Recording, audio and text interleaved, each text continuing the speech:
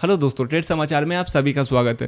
दोस्तों, आप देख रहे हैं हमारा 10 डे ऑप्शन बाइंग कोर्स का तीसरा एपिसोड और आज के एपिसोड में हम कुछ ऐसी बातें करने वाले हैं जो ज़्यादातर रिटेल ट्रेडर 90% ऑप्शन बायर इस बात को नहीं जानते।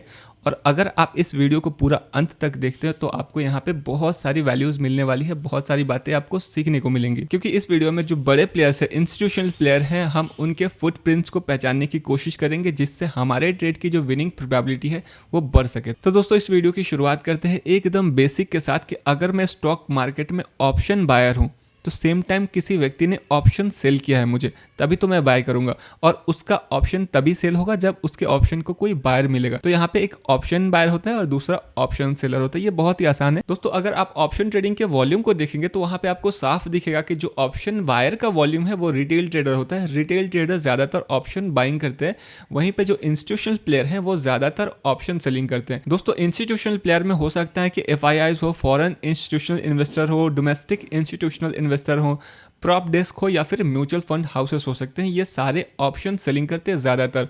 और अगर आप एक ऑप्शन बायर हैं तो आपका सीधा मुकाबला इन इंस्टीट्यूशनल प्लेयर से होने वाला है। उम्मीद करता हूं कि आपको यहां तक एकदम क्लियर हो गया हो। दोस्तों, सेबी की रिपोर्ट कहती है कि जो retail trader future and option में इंट्राडे ट्रेड करते हैं उनमें से 93%, लगभग 93% लोग लॉस में होते हैं।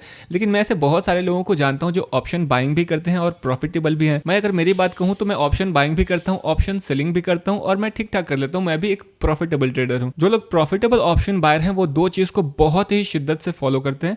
पहले पॉइंट की मैं बात करूं तो वो डिसिप्लिन के साथ ट्रेड करते हैं। मैं आने वाले वीडियोस में डिसिप्लिन और मनी मैनेजमेंट के ऊपर डिटेल्स में आपको भी एक्सप्लेन करने वाला हूं। दूसरे पॉइंट की बात करूं तो वो मोमेंटम को ट्रेड करते हैं।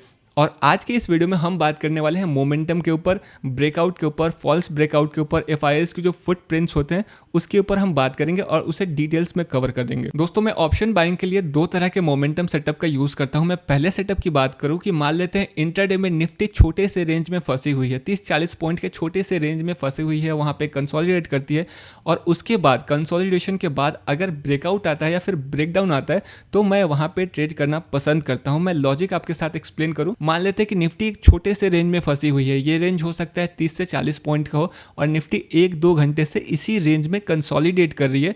तो इस रेंज में बहुत सारे ऐसे लोग होंगे जिनको लगता हो कि मार्केट ऊपर जाने वाली है और बहुत सारे ऐसे भी लोग होंगे जिनको लगता हो कि मार्केट नीचे जाने वाली है। और मार्केट में जब ब्रेकआउट आता है या फिर ब्रेकडाउन आता है तो किसी एक साइड ही आता है। हो सकता है मार्केट ऊपर निकल जाए, हो सकता है मार्केट नीचे निकल जाए। तो मान लेते हैं इस रेंज का ब्रेकआउट आता है और मार्केट ऊपर निकल जाती है। तो आपने देखा है कि मार्केट में जो 2 घंटे का कंसोलिडेशन हुआ है, इस दौरान ऐसे बहुत सारे लोग रहे होंगे जिनका बायस रहा होगा कि मार्केट नीचे जाने वाली है और उन्होंने उस हिसाब से ट्रेड लिया होगा। लेकिन मार्केट ऊपर जाती है, मतलब यहाँ पे उनका व्यू गलत हो जाता है और ऐसे में उनका जो स्टॉप लॉस होता है वो हिट होना शुरू होता है। मान लेते हैं इस रेंज में जब मार्केट थी तो मेरा शॉर्ट का पोजीशन था और मार्केट मेरे अगेंस्ट में जा रही है, तो मुझे इस शॉर्ट को कवर करने के लिए बाई का पोजीशन बनाना होगा, तभी जाकर के मैं इस ट्रेड से एग्जिट कर पाऊंगा। तो यहाँ पे ऑलरेडी पहले से बायर्स है, मार्केट ब्रेकआउट हुई है और इस रेंज में मेरा भी स्टॉप लॉस हिट हुआ है, तो मैं यहाँ पे जाकर के बाई करना शुरू करूंगा।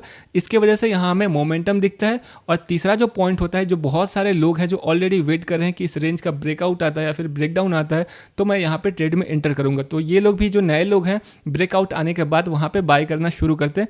तो यहाँ पे हमें एक जबरदस्त मोमेंटम बनता हुआ दिख सकता है। दूसरे सेटअप की बात करूं तो ये सेलिंग का सेटअप है। दोस्तों, आपको पता है कि मार्केट में जब सेलिंग आती है तो वो सेलिंग तेज होती है, पैनिक सेलिंग हम उसे कहते हैं। मान लेते हैं कि मार्केट उसी छोटे से रेंज में फंसी हुई है, कंसोलिडेशन फेज में है और उसका ब्रेकडाउन आता है, तो हमने देखा कि स्टॉप लॉस हिट होता है, फिर से यहाँ पे एक नए सेलर आएंगे, तो इस वजह से हमें मोमेंटम मिलेगा। लेकिन सेलिंग की वजह से मार्केट में पैनिक होता है और जो लोग पहले से ऑलरेडी पोजीशन बना करके बैठे हैं वो सेफ भी हैं, तो उन्हें लगता है मार्केट गिर रही है, हो सकता है बहुत ज़्यादा नीचे न गिर जाए, इस वजह से वो अपने पोजीशन को भी स्क्वायर ऑफ करना शुरू कर देते हैं। तो एक ऑप्शन बायर के लिए सेलिंग का मार्केट बहुत इंपॉर्टेंट हो जाता है, क्योंकि यहाँ पे दो चीज़ें काम करती है। आपको पता है कि मार्केट में जब पैनिक सेलिंग आती है तो इनके जो प्रीमियम होते हैं वो बहुत तेज़ी से बढ़ने के चांसेस रहते हैं। और दूसरे कारण की मैं बात करूँ तो आपने ऑप्शन चेन में पढ़ा होगा, थीटा होता है, डेल्टा होता है, गामा होता है, वीगा होता है, रो भी होता है। लेकिन एक चीज़ बहुत सारे लोग नहीं जानते हैं, वहाँ पे IV भी होती है।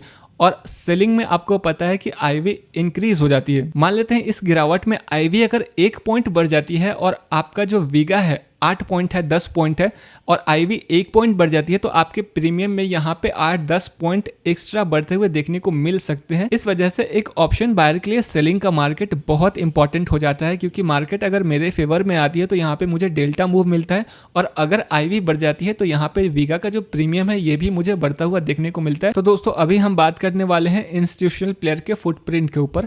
मार्केट में ऐसे कई सारे रास्ते होते हैं जिनका मैं यूज करके उनके फुटप्रिंट को पहचानने की कोशिश करता हूं और आज के इस वीडियो में हम उनमें से एक तरीके के ऊपर बात करने वाले हैं। अभी मान लेते हैं निफ्टी अभी 24,980 के लेवल में ट्रेड हो रही है और यहाँ पे 1 घंटे से हमें कंसोलिडेशन देखने को मिल रहा है और 25,000 का जो लेवल है यानी कि 20 पॉइंट ऊपर का जो लेवल है यहाँ पे एक मजबूत रेजिस्टेंस है। तो मैं क्या क्या चीज यहाँ पे देखता हूँ, मैं देखता हूँ कि 25,000 का जो लेवल है वहां पे कॉल सेल किए जा रहे हैं या नहीं किए जा रहे हैं। मार्केट अगर 24,980 के लेवल में ट्रेड हो रही है और 25,000 के लेवल में कॉल भारी मात्रा में बेचे जा रहे हैं तो इस बात की बहुत ज़्यादा संभावना होती है कि मार्केट यहाँ से नीचे चली आए, क्योंकि इंस्टीट्यूशनल प्लेयर कॉल सेल कर रहे हैं। और यहाँ पे अगर नीचे नहीं आकर के अगर ब्रेकआउट भी आता है तो इस बात की बहुत ज़्यादा संभावना होती है कि ये ब्रेकआउट फेल हो जाए। यहाँ पे अगर ब्रेकआउट आता है, कॉल में कोई छेड़छाड़ नहीं हुआ है, कॉल बहुत ज़्यादा बेचे नहीं जा रहे हैं या फिर बहुत कवर नहीं किए जा रहे हैं और उस दौरान एट द मनी पे अगर पुट ज़्यादा बेचे जा रहे हैं तो इस बात की संभावना ज़्यादा होती है कि मार्केट अगर ऊपर निकले तो ऊपर सस्टेन करे। आप समझ पा रहे हैं मेरी बात। अगर वहीं डाउन साइड की मैं बात करूं तो डाउन साइड में किसी सपोर्ट लेवल के पास मार्केट ट्रेड कर रही है, ऊपर से नीचे गिरते गिरते गिरते गिरते सपोर्ट लेवल के पास आ गई है और यहाँ पे सपोर्ट लेवल के पास अगर पुट बेचे जा रहे हैं तो इस बात की संभावना ज्यादा होती है कि मार्केट यहां से रिवर्सल हमें देखने को मिले मार्केट में। और मान लेते हैं मार्केट अभी अपने सपोर्ट लेवल के आसपास में ट्रेड हो रही है और हमें दिखता है कि जो पुट है उसको कवर किया जा रहा है या फिर अगर उसमें हमें पुट के ऑप्शन में बहुत ज्यादा छेड़छाड़ नहीं देखने को मिल रही है और सेम टाइम कॉल ऑप्शन ज्यादा सेल किया जा रहा है तो इस बात की बहुत ज्यादा प्रोबेबिलिटी होती है कि मार्केट अगर नीचे ब्रेकडाउन करती है तो यहाँ पे नीचे सस्टेन करेगी और संभावना ज्यादा होती है कि नीचे और चली जाए। और अब सवाल आता है कि इन स्ट्राइक प्राइस पे कॉल ऑप्शन बेचे जा रहे हैं या फिर पुट ऑप्शन बेचे जा रहे हैं, हम इसे कैसे देखेंगे?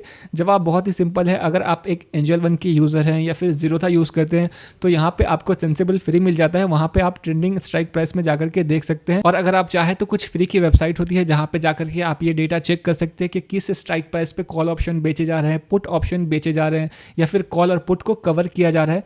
इसे आप यहाँ पे ग्राफ के जरिए देख सकते हैं, बहुत आसानी के साथ समझ सकते हैं। और आज के इस वीडियो में मैं आपको बताने वाला हूं एक ऐसे ही वेबसाइट के बारे में जिसका नाम है ट्रेडिंग टिक। 3 साल पहले मैं इसे बहुत ज़्यादा यूज़ करता था, अभी मैं इसे यूज़ नहीं करता। अभी आप यहाँ पे देख सकते हैं कि कौन से स्ट्राइक प्राइस पे कॉल ऑप्शन बेचे जा रहे हैं या फिर पुट ऑप्शन बेचे जा रहे हैं, यहाँ पे कौन से ऑप्शन को कवर किया जा रहा है, कम किया जा रहा है पोजीशन को, आप इसे यहाँ पे आसानी के साथ देख सकते हैं। तो उम्मीद करता हूँ कि ये वीडियो आपको अच्छा लगा हो तो आप हमें लाइक कर सकते हैं और आने वाले वीडियोज़ को देखना चाहते हैं, ऑप्शन बाइंग के अगले एपिसोड को देखना चाहते हैं तो आप हमें सब्सक्राइब भी कर सकते हैं। और वीडियो के अंत में मैं आपको एक बात कहना चाहूंगा कि मैं सेबी रजिस्टर्ड एनालिस्ट नहीं हूं। जो भी मैं आपको बातें बता रहा हूं, सिखा रहा हूं, ये सिर्फ और सिर्फ एजुकेशनल पर्पस के तौर पे है। आप इसे प्लीज टिप के तौर पे नहीं लेंगे, आप इसे एजुकेशनल पर्पस के तौर पे लेंगे। धन्यवाद।